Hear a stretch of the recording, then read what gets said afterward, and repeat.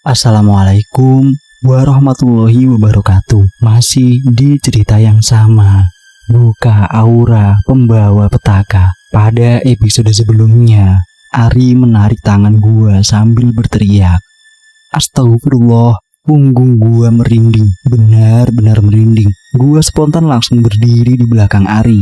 Kalian tahu nggak kenapa Ari narik gua? Dia lagi ngelihat si Mbak Putih berdiri tepat di belakang gua.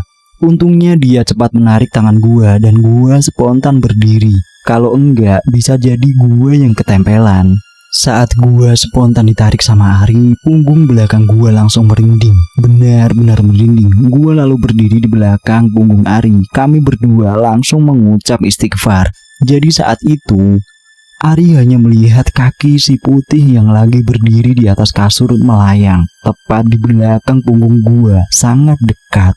Kaki sosok Putih itu terlihat sangat hitam, bukan berbulu kayak genderuwo, tapi hitam legam seperti terbakar. Kuku kakinya pun sangat buruk dan seperti orang tua dengan kondisi kuku yang jelek dan kusam. Kuku kakinya juga panjang. Ari hanya melihat sampai bagian tubuh doang, tapi nggak sampai terlihat sampai wajahnya karena tubuhnya sangat tinggi. Setelah tubuh gua ditarik, sosok Putih itu langsung terbang keluar ke arah jendela. Gua nggak lihat, si Ari yang lihat. Hording jendela langsung bergerak tanpa ada angin, tanpa ada apapun. Waktu itu kami berdua ketakutan, benar-benar ketakutan. Di satu sisi kami merasa terancam, di sisi lain Anandi berada di posisi rawan dan bahaya. Walau kondisi sedang tegang, namun Anandi tetap kami temani. Ari juga tetap membantu Anandi dengan segala kemampuan dia. Gue yang cemas dengan sosok Putih langsung ditenangkan oleh Ari. "Tenang saja, dia nggak akan lagi masuk ke sini." "Dari mana kamu bisa yakin?" "Ada yang membantu kita." "Oh, alhamdulillah. Ya udah, Anandi udah aman." "Ya udah, syukur deh." Jadi kami menyuruh Anandi untuk tidur. Gua duduk di lantai depan kasur, sedangkan Ari yang sudah terlihat lunglai langsung tertidur di kursi sebelumnya. Ari dan Anandi terlihat sudah letih. Gua nggak bisa tidur waktu itu. Gua harus mastiin si Anandi benar-benar tidur. Dan tubuhnya memang tidak bergerak seperti dia sedang pulas. Wajahnya juga ditutupi oleh bantal. Gua ngerasa bersyukur malah mencekam hingga pukul 2. Usai sudah, Ari masih tidur di kamar gua. Untuk memastikan bahwa Anandi masih baik-baik saja, pintu kamar juga tidak ditutup, biar orang sekitar nggak ngirain kami melakukan hal-hal yang buruk. Ternyata sebelum momen mencekam itu terjadi dan sebelumnya gue sempat bertanya dengan Anandi sebelum dia terlelap. Ada apa sebenarnya waktu perjalanan kami ke Kecamatan Muara Pinang tersebut? Anandi lalu bercerita kalau di rumah kedua tempat kami survei menjadi asal muasal dia merasakan sakit kepala hebat.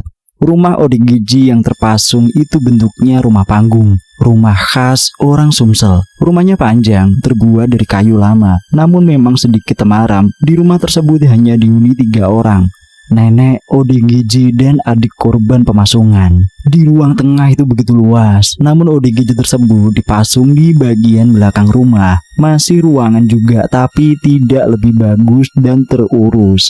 Lantai kayunya banyak yang sudah rusak dan keropos. Ruangan belakang itu juga cukup luas untuk dihuni 1 orang saja. Tapi kami hanya diperbolehkan berdiri di pintu kamar saja, tidak diperkenankan masuk. Takutnya ODGJ tersebut mengamuk. Sejauh yang gua kunjungi waktu itu, nggak ada penampakan apapun. Namun emang suasananya agak sedikit spooky. Terlihat kalau malam serem juga kayaknya. Nah, si Anandi ternyata ngelihat ada sosok bayangan hitam yang berdiri di belakang ODGJ tersebut. Bayangan itu begitu tinggi sampai ke atap rumah. Anandi berusaha untuk tenang dan tidak ketakutan karena emang waktu itu lagi ramai.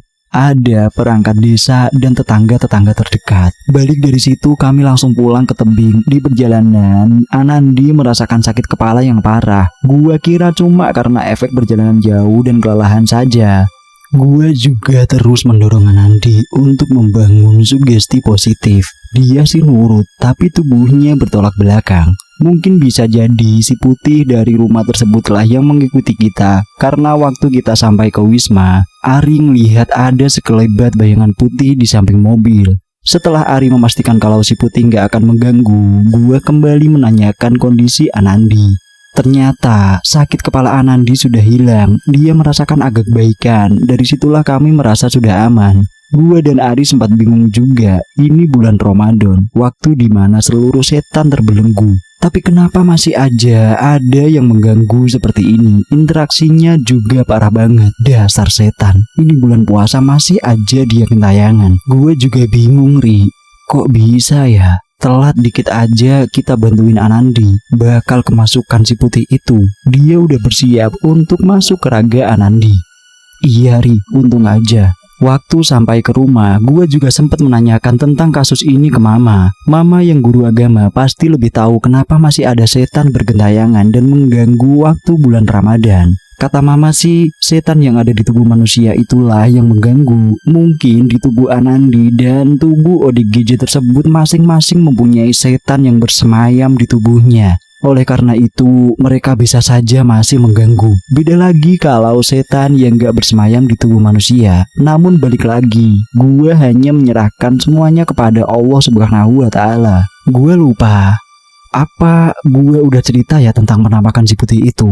Dari penglihatan Ari, si Putih berbadan hitam legam, memakai gaun putih kayak si Kunti. Namun bajunya tersebut berlumuran darah dan baunya busuk sekali, seperti bau bangke. Karena tinggi, dia nggak bisa ngelihat wajah si Putih tersebut.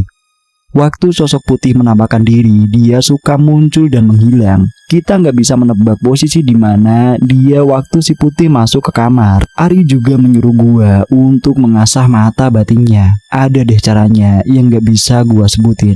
Katanya gua punya kemampuan untuk itu. Sosok Putih juga bisa berubah-ubah wujud sesuka hati dia. Tapi penampakan yang Ari lihat berbeda dengan apa yang terbayang di otak gua. Yang gua rasakan bayangan tersebut, sosoknya hitam legam, tinggi, kepala botak, dan mukanya seram banget. Kata Ari, bisa saja dia berubah wujud karena kita nggak bisa percaya yang namanya setan. Malam mencekam yang kami harapkan berakhir dengan terusirnya sosok Putih ternyata jauh dari harapan. Karena kehadiran sosok Putih ternyata membuka tabir baru. Tabir yang sama-sama gua, Ari, dan Anandi nggak sangka-sangka. Gua dan Ari menyuruh Anandi tidur dan dia memang terlihat tidur. Namun ternyata kita digibulin. Anandi nggak tidur, dia hanya menutup mukanya aja biar nggak kelihatan kami kalau dia masih terjaga. Gua tahu setelah Ari membangunkan gua. Waktu Ari mengecek Anandi dan membuka bantal yang menutupi muka Anandi. Ternyata Anandi belum tidur. Kita udah nungguin 1 jam dengan mata terkantuk-kantuk, tapi dipaksa untuk terjaga. Si Anandi malah ngerjain kita. Sial banget dah malam itu. Waktu kami mengajak ngobrol Anandi, raut wajahnya seakan bukan Anandi. Giginya beradu kencang, seperti orang kedinginan. Mulutnya juga mencong-mencong gitu, kayak bukan Anandi. Lalu tubuhnya berontak saat Ari dan gua mulai mendekati dan membacakan ayat-ayat pendek. Ternyata Anandi kerasukan. Dia berusaha memejamkan mata, seolah takut melihat Ari. Tubuhnya berontak, ingin menjauh dari Ari. Ari pun demikian, dia merasakan mual luar biasa karena mencium bau bangkai. Pertanda lagi nih, emang beneran ada jin di dalam tubuh Anandi. Tapi siapa lagi yang masuk ke raga Anandi? Gua pun mulai mengorek info dari Ari. Gua kira si sosok Putih berhasil masuk ke tubuh Anandi setelah pergulatan hebat sebelumnya. Ternyata dugaan gua salah besar. Yang masuk ke raga Anandi bukan sosok Putih tersebut, tapi jin lain yang ternyata kemungkinan sudah lama bersemayam di raga Anandi, bahkan sebelum kami ke 4 lawang.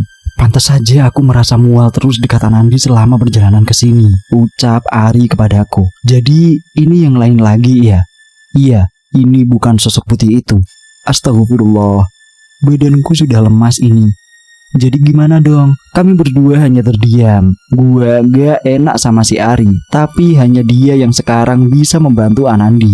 Ari bilang kalau 1 hari aja si Anandi gak segera disembuhkan, kemungkinan akan susah disembuhkan. Bisa jadi Anandi akan gila. Waktu itu menunjukkan pukul jam 3 dini hari. Padahal kami harus berangkat pulang jam 11 siang naik kereta. Kita sama-sama bingung kalau Anandi dibawa naik kereta dalam kondisi kayak gini, terus berontak dan memasang wajah yang seram, bisa jadi masalah nantinya. Terlebih kalau keluarga Anandi tahu dan melihat kondisi Anandi kayak begini. Habis dah gua jadi bulan-bulanan keluarganya. Karena yang bertanggung jawab di sini adalah gua. Kami beneran bingung, kebingungan di saat benar-benar ngantuk dan capek. Apalagi gua dari tadi nggak tidur setelah perjalanan panjang dari Kecamatan Muara Pinang tadi pagi. Anandi yang kerasukan berusaha untuk mengalihkan matanya dari tatapan Ari. Gua yang berusaha membantu Ari berada di atas kasur dan memegangi Anandi. Tubuh Anandi selalu berontak, tapi gua yakin sebagian jiwanya masih ada Anandi. Gua selalu membisikkan agar Anandi selalu mengucap istighfar, walau dalam hati sesekali bibir Anandi terlihat bergerak untuk mengucapkan istighfar dan sholawat Nabi. Namun beberapa menit kemudian tubuh kembali dikuasai oleh setan tersebut. Kata Ari yang merasukinya adalah setan berbentuk nenek tua yang menyeramkan. Gua yang hanya apa-apalah nggak bisa ngelihat gimana bentuk nenek tersebut. Namun jelas terlihat Anandi memang kesurupan. Ari berusaha memaksa kelopak mata Anandi dibuka. Dia mendorong kelopak mata Anandi ke atas. Dan saat itulah gua ngelihat manusia yang bisa memutar bola matanya 360 derajat setara kontinu. Tubuhnya tetap berontak, namun matanya masih berputar-putar, bahkan selalu menghadap ke atas dalam kelopak mata atas. Walau gua nggak bisa ngelihat penampakan wajah setan nenek tersebut, namun gua yakin bahwa setan tersebut berusaha melawan Ari. Dia menggunakan tubuh Anandi untuk mengelak dari Ari. Anandi selalu mengerang dengan mulutnya yang selalu memoncong-moncong dan giginya yang beradu satu sama lain. Gua dan Ari terus melafazkan ayat-ayat pendek dan sholawat Nabi. Bahkan Ari pun beberapa kali tertukar membacakan urutan surat Al-Jin untuk mengusir setan tersebut. Tubuh Anandi yang awalnya sudah dibalut selimut akhirnya terlepas karena tubuhnya terlihat kepanasan dengan peluk keringat yang bercucuran. Jangan ganggu aku. Kamu yang jangan ganggu dia. Kasihan dia. Pergi kamu. Aku tidak mau pergi dari sini. Ari terus memegangi kepala dan jalur masuk setan. Disitulah tubuh Anandi memberontak kesakitan. Dia berteriak sakit. Tapi kami terus berusaha untuk mengeluarkan setan tersebut. Beberapa kali Ari berhenti memegangi tubuh Anandi. Tubuh Ari langsung lunglai. Dia terjatuh ke lantai. Gua langsung membantu Ari. Beneran, di saat seperti ini, gua nggak tahu harus berbuat apa. Lalu, Ari kembali membantu Anandi. Dia masih terus mengucapkan ayat suci Al-Quran, terutama surat Al-Jin. Anandi masih terus memberontak. Jari-jari Anandi langsung mencengkram tangan Ari. Gua yang saat itu memegangi tubuh Anandi ngerasa banget, berat banget tubuhnya. Apalagi dapat cakaran dari Anandi. Pasti terasa sakit. Karena itu tenaga dari setan bukan dari Anandi. Salah satu jalur masuk setan ada di punggang kanan Anandi. Gua mencet pinggangnya. Anandi langsung mengerang kesakitan. Padahal gua hanya memencet seperti menyentuh, nggak pakai tenaga, tapi dia merasa kesakitan. Disitulah tenaga kami benar-benar terkuras karena memegangi tubuh Anandi yang terus memberontak dan berusaha menyerang kami. Sampai akhirnya tangan Anandi berusaha mencengkram tangan gua. Untung aja ada Ari di samping Anandi. Dia langsung memegang tangan Anandi dan kembali melantunkan sholawat Nabi. Panas, panas. Kalau kamu tidak mau dibakar, keluar dari tubuh Anandi. Aku tidak mau keluar. Panas. Untuk kesekian kalinya tubuh Ari lunglai. Dia berhenti membacakan Anandi. Dia lalu berjalan gontai ke arah kursi. Tubuhnya terlihat sangat lemas dengan keringat yang bercucuran. Ryu, aku lemas sekali. Benar-benar kehabisan tenaga. Gue yang ngedengar itu dari mulut Ari, gue hanya bisa terdiam dan bingung. Di tengah kebingungan dan keletihan Ari, tubuh Anandi masih menggeliat. Anandi terus memegangi perutnya yang terasa sakit. Gue lalu mendekati Anandi dan membisikkan ke telinganya agar terus mengucapkan istighfar. Ari lalu menyusul gue mendekati Anandi. Walau dengan tubuh gontai, dia masih mau membantu Anandi. Seperti biasa, tubuhnya berontak dengan mata yang tertutup. Ari kemudian menantang setan nenek tersebut untuk bisa menatap matanya. Tapi mata Anandi hanya berani menatap ke atas. Seketika Anandi berkata, "Kak, ada suara nenek-nenek, Kak. Gua tahu." Itu pengakuan Anandi yang asli dengan suara khas Anandi. Dia mendengar suara nenek-nenek di kamar kami. Saat dia mengucap kalimat itu, wajahnya langsung ketakutan, sungguh ketakutan. Namun beberapa menit kemudian wajahnya kembali menyeramkan, sama seperti sebelumnya. "Kamu mau mengerjain saya ya?" Keluar dari tubuh Anandi. "Tidak mau. Coba saja kalau bisa keluarkan." "Wah, kamu menantang saya. Dasar setan sialan," ucap Ari kepada setan yang menyusupi tubuh Anandi. Saat itu emosi Ari memang kepancing. Ari yang temperamental ingin banget menampar wajah Anandi. Tapi gua tahan, karena yang menyulut emosi itu setannya, bukan raga Anandi. Anandi sudah gak mengeluarkan suara aslinya, tapi beneran suara nenek-nenek jelas banget di telinga gua. Itu suara nenek. Sampai sekarang gua masih teringat gimana suara nenek tersebut. Mulut Anandi selalu menganga dengan mata yang menghadap ke atas. Saat itu beneran ngeri banget.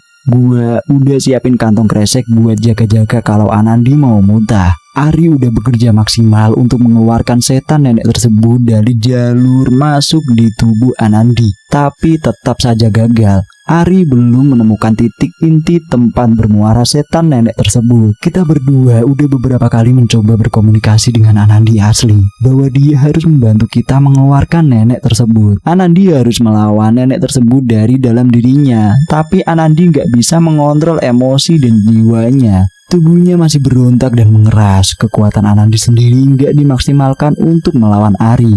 Itulah yang membuat Ari kesal. Anandi tahu kalau kami butuh bantuan dia juga. Tapi terkadang Anandi terlalu manja dan mau dibantu tanpa mau berusaha. "Di, bantu kami juga. Kamu jangan ikutin dia. Dia berusaha menguasai ragamu," ucap Ari. "Gimana caranya, Kak?" "Kamu terus baca istighfar dan sholawat Nabi. Jangan ikuti kemauan dia." "Tapi dia maunya tinggal di ragaku." "Gak usah dituruti. Lawan terus dia." Namun lagi-lagi kami gagal. Anandi gak berhasil melawan setan nenek tersebut di dalam raganya sendiri. Untuk kondisi ini, jiwa Anandi masih ada, bukan sepenuhnya kesurupan. Anandi masih diajak bisa bicara. Lalu sesekali suara itu muncul lagi dan terus berontak. "Panas, panas," bersambung.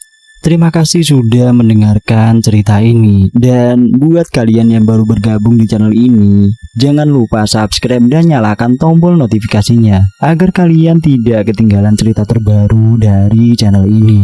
Untuk cerita kali ini sudah kami buatkan playlist dan kalian bisa memutarnya di playlist kami. Silahkan dicek. Sekian dari saya. Sampai jumpa di lain kesempatan. Assalamualaikum warahmatullahi wabarakatuh. Salam misteri.